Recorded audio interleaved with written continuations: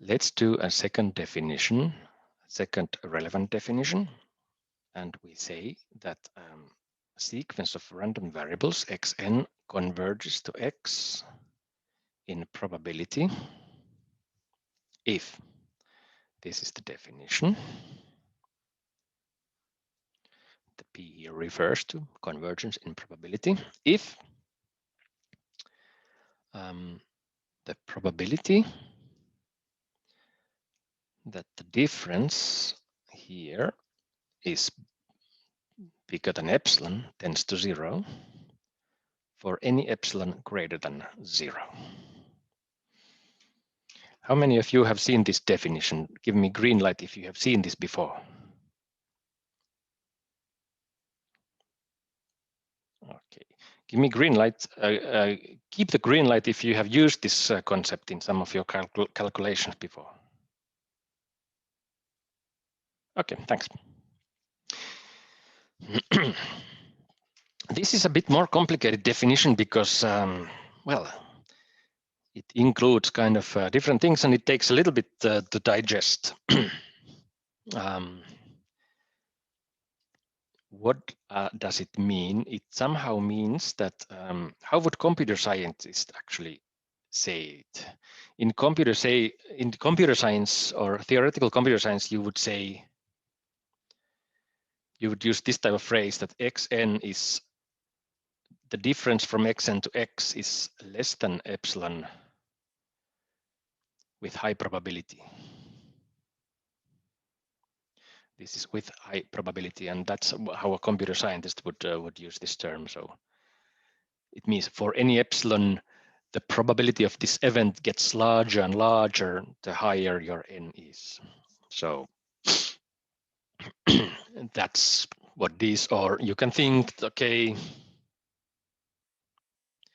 given an arbitrary precision, so take very small epsilon. So then you can say that, okay, with that precision, when n is large enough, you are close to your limit with that precision, and your probability is approaching 1.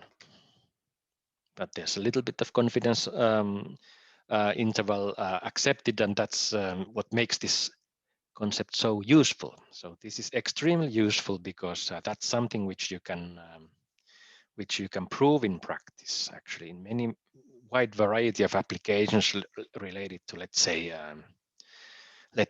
statistical learning, machine learning. Yeah. So how do we understand this? The essence of this. So I think the best way to understand is that let's first look at this. Let's first look at this fact that if you have almost sure convergence, then actually you do have also convergence in probability. So the first thing to understand is that this is a slightly weaker concept, but it relates to the previous one. And best way to understand is to prove it. How do we prove it? So let's recall again what it means to have almost sure convergence. So let's denote again. Let's denote again omega 0 as the collection of these points omega such that this convergence is true. So this is the set of omega for which the xn converges to x. Equivalent, we could say that it's the set of omega for which this difference converges to 0. So in this way. And what we know from the assumption is that probability of omega 0 is 1. And so then whenever you are asked to prove convergence in probability, so if you want to do it in a mechanistic way, so then the correct thing to do in your answer sheet is to write this quantifier for every epsilon. So, or in better English, we say we fix an arbitrary epsilon in this way. And then what we should we do? We should prove that this probability tends to 0. How to do it here? So one way is to do is in this way, that let's define an event AN with this AN to be the event for which this difference is bigger than epsilon. Okay, and we should. What we need to do is we need to show that the probability of AN converges to 0. But how do we do it? Because we don't explicitly know anything about these probabilities of AN. We only know about omega 0. An approach to do is to actually use integration theory. So we have the powerful theorems of convergence in expectation. So the Lebesgue's monotone convergence and Lebesgue's dominated convergence theorems. So what we will do, we will translate these sets into random variables by taking indicator random variables again. So let's see what omega 0, how it, let's first investigate how this connects to these events AN. There should be some kind of connection here. So what it is actually here. So if we fix omega from this set, so then we know that there exists some n0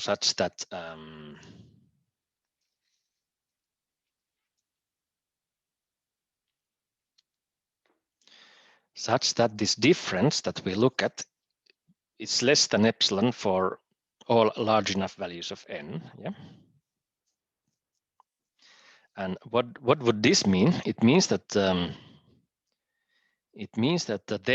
the event AN doesn't take place. So actually it means that there exists n0 such that this omega that we picked from omega 0, then we know that it does not belong to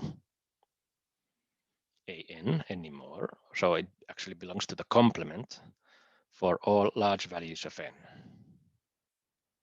Yeah. If this difference is small, so then omega must be in the complement of AN. And that means that the indicator of AN omega must be 0.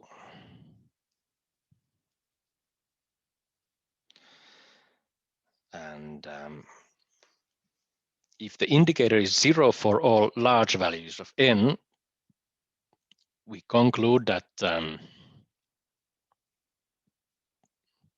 then, of course, the limit, if you look at the limit of these indicators, is 0. Yep. So we know that for every omega picked from this omega 0, the limit of this indicator vanishes. What if we look what happens to the limit of indicator AN and omega 0?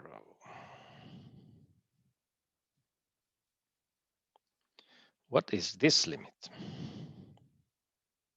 If omega belongs to omega 0, so then this condition is valid, and then we know from here that then this limit is 0. If omega does not belong to omega 0, if this is not valid, so then this indicator gives us 0. So actually, in any case, we learn that this is true for every omega now. Yeah. And what can we do with this? Then we know that if we call this thing here,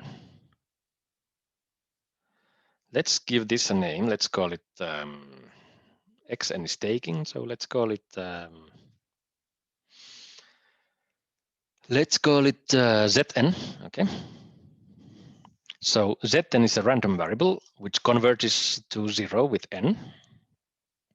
We also see that because it's an indicator, so Zn is between 0 and 1.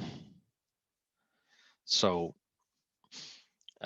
one could be used as a dominating function for the absolute value of Zn, and this has finite integral, finite expectation.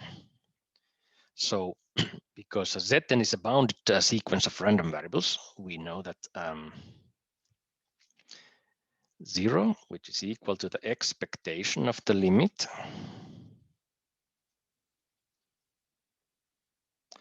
of Zn. Now we use Lebesgue's dominated convergence theorem to take the limit in front of the expectation. And we can write limit of expectation Zn here. Then we recall that the expectation of an indicator is the probability of the event, so we can write limit of n to infinity probability an intersection omega 0. And now, because omega 0 has probability 1, we can ignore this. So you can split it. You can look at the complement. So we can write in this place just probability of an in this way, because omega 0 had probability 1. What do we have here? We have 0. We have limit n to infinity probability an. And what did we want to do? We wanted to prove, well, we wanted to prove this. We have it now. Actually, this is the end of the proof. Sorry that it didn't fit on one page completely. But here was the claim. Almost sure convergence implies convergence in probability.